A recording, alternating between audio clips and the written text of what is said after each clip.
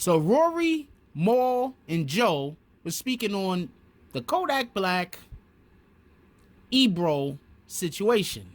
And yeah, that's what this video is about. Them speaking on this shit.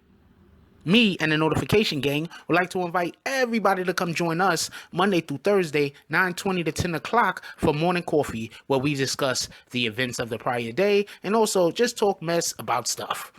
See you then. Hey, don't forget to check out the link of the day in the description.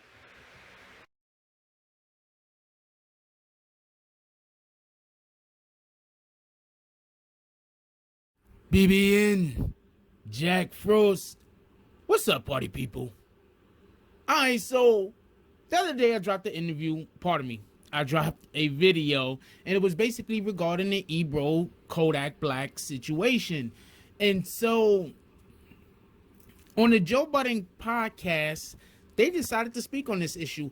And not for nothing, this is one of the reasons why I believe the Joe Budden Podcast to be one of the best podcast, if not the best podcast, just period. These guys are above and beyond everyone else, and it's not just because they have different opinions, but it's because all three of these gentlemen, Rory, Maul, and Joe, have the ability to eloquently present their opinions. So here we go. I'm gonna let you hear a clip real quick.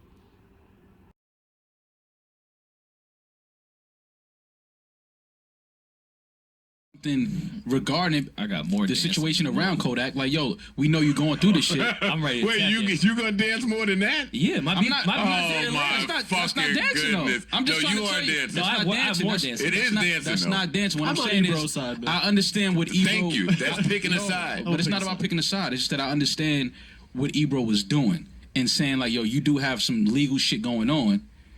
We can't act like you don't have that going on. But my thing is, you know that he can't talk about it.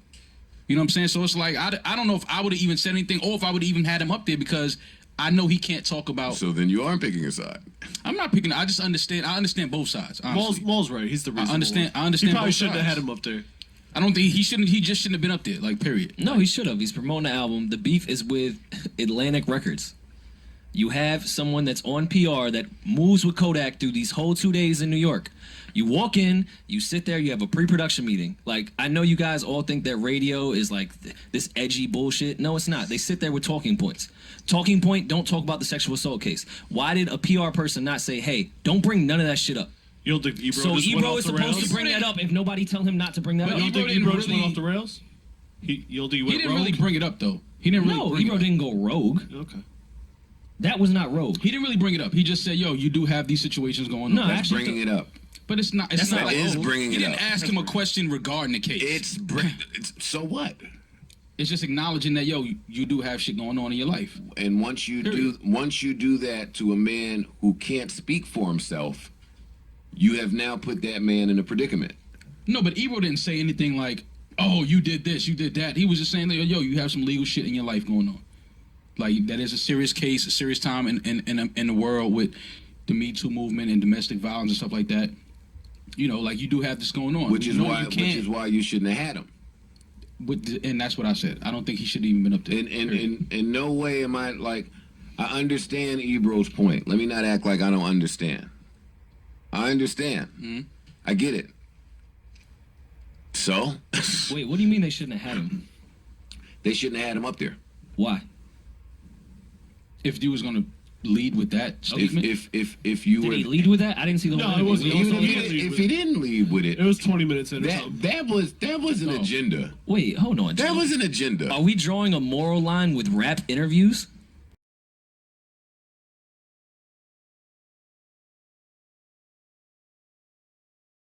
Alright, so as you can obviously hear from that, they are making similar points to what I was trying to say. All I was saying is that Ebro had to at least acknowledge that there was a situation. You cannot be a person who gives interviews on an individual, be interviewing a person about whatever you're interviewing them about. They have a problem with the law, and you don't at least acknowledge that this problem with the law exists. That's what Maul was saying. I 100% am saying the same exact thing. He has to acknowledge that it exists. Another thing that Maul acknowledged or said was he didn't ask him a question about it, which he didn't. He just simply said that that's a thing that happened. That's why when people say Ebro is asking him questions about an open case, I have to argue against that. I don't think Ebro asked him a question at all. Ebro just brought up something that he did not want to speak on. I'm not saying that he had to speak on it. Let me just make that clear. I'm just saying Ebro didn't ask him a question about an open case. Ebro just acknowledged that the open case existed. Okay, so now Rory, he said something else that I have been saying. For everybody that's never done an interview, never given an interview, and have never been interviewed, if the interview is done appropriately, there is going to be talking points. You're going to have a meeting. Somebody is going to have a meeting with someone else before the interview actually happens. And you will discuss what you will be talking about and what you won't be talking about. It's like the best example I could give, or to try to explain. I'm interviewing somebody, let's say, right? Or let's say, better yet, somebody's interviewing me, right? So my publicist, as Rory said, or let's say I don't have a publicist, or it's me. So I'm talking with the individual that's going to interview me, and I'm saying, well, I got this going on, that going on, that going on, and that going on, and these are all things that I would like to push on your platform. Now, the person that's interviewing me is going to say, well, we know this about you, that about you, this about you, and that about you. Okay? These are things that we want to talk about. Then there's going to be a little give and take. I might not want to talk about everything that they want to talk about. They might not think that they got time to talk about all of my different damn projects. So there's going to be a little give and take, and we're going to decide which questions we're going to ask and which ones are going to be good. Now, Rory made a good point. He said that if it was never brought up to Ebro that he cannot ask a question to Kodak Black about said situation, then Ebro was not in the wrong. But this is where I'm going to take it a step further. What if they told them that he cannot ask Kodak Black about said case? That still means that Ebro could just bring it up and acknowledge that it exists. This would be Ebro doing his job. Just so everybody's clear. And just so we could get, just real quick while we're on this particular part of the subject, I believe Ebro is trying to get ahead of the story. Okay, so real quick. So in, I believe June, I think it was June or July, I made a video about Tekashi 6ix9ine trying to get away from Treyway. This is before anybody else made videos about that, about him trying to leave Treyway, that is. And so I was getting ahead of the story because I already saw what was going to happen. Now, what happens 5-6 months later? Tekashi 6ix9ine literally trying to get away from Treyway, going on the fucking radio to say that Treyway doesn't exist no more and he fired everybody. Why? Because you can see the writing on the wall. So I believe, this is what I believe. I believe Ebro brought this particular situation up because he wants to be ahead of the story. Now, let's just say, just for argument's sake, when Kodak Black goes to court for this particular case, that he is found guilty. For argument's sake, I'm not wishing jail on anybody. I'm just saying for argument's sake. How many of these platforms that have interviewed Kodak Black and refuses to even touch on the story are now going to look, especially the women's groups, women's movement groups, are going to look like they were aiding Kodak Black's agenda because they refuse to even acknowledge that he had a problem in the court concerning a possible rape charge. You understand what I'm saying? Remember when Ebro had Tekashi 6ix9ine on his show, and Ebro spoke about the trial, about the problems that Tekashi 6ix9ine might face in the future. Ebro say, yo, look, we can't have you on you're not going to be at Summer Jam. And the reason why you're not going to be there, I think he even told him, is because of the people that he had around him.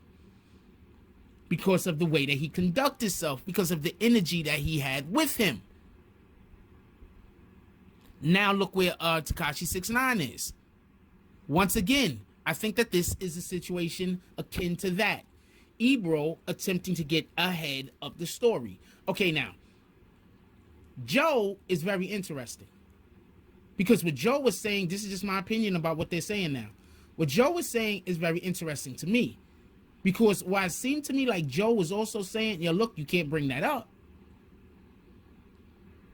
Joe also sounded like he's saying Ebro was kind of in the wrong because, I don't know, but does it sound a little bit like Joe probably believes that he was ambushed? That they knew that they was going to have this young man on the show, that this young man does not have the ability to verbally defend himself against a barrage of not just questions but implied accusations, and so you shouldn't even have had him on the show. His people shouldn't have had him on the show. Ebro and them shouldn't have had him on the show. Because to bring him on the show is to ask him the questions. To bring him on the show is to acknowledge that certain things exist. This young man does not have the wherewithal to defend himself. So that's why it looked so much. I'm not saying that Joe was saying this. This is what I'm saying. That's why it looked so much like Ebro was attacking this young man. Like Ebro was attempting to make him look bad. Because he doesn't have the ability to defend himself. Because he doesn't have the wherewithal to navigate such conversations. Anyway, I want to know what you guys think about this. I've been covering the story. I think I've been covering it pretty fairly. I mean, people are going to believe what they want. But I'm not going to just jump on this platform and say that Ebro was wrong. I think that there's things that he did that I'm like, I'm not really jacking that. But at the same time, am I really going to defend somebody right now that's accused of rape? Let's wait for the trial to come and we see what happened. I'm not saying he did it. I'm saying if you really want to pay attention to the charges that's against him and the accusations that's made, just for everybody that don't know, he brung a 18 or 19-year-old girl back to his hotel room, something like that. She, I believe, was willing to have sex with him. He just didn't want to he wanted to have sex with no condom. She did not want to have sex with no condom. She wanted him to put on a condom. He refused, and then he forced himself onto her, biting her on the face, and allegedly forced himself onto her, and allegedly bit her in the face. Now, these are the accusations that's being made. However you feel about them is how you feel about them. Until he goes to court and there's more evidence and we find out what happens, we can't really gauge whether somebody is innocent or guilty. But just because I'm not saying free Kodak, just because I'm saying, well, the woman has rights too, that doesn't mean I'm hating on Kodak Black. I don't understand that logic. It doesn't make sense. So that means that every single female that accuses a famous person of raping them, we have to first believe the famous person and assume that the woman is wrong. I just don't prescribe to that logic. Like, comment, subscribe. Join the notification gang. # Bronx Bombers. Let's get it. I love y'all. Take care of each other. Hug the kids for me. I haven't forgotten about you. And that's all I got on this one. I'm out. If you like this video, please hit the like and subscribe button. If you would like to help dictate the direction that this channel takes, please leave a comment. All comments are appreciated, whether positive or negative. Thank you very much and enjoy your day. And remember, positive thoughts cause for positive things to happen. Let's get it.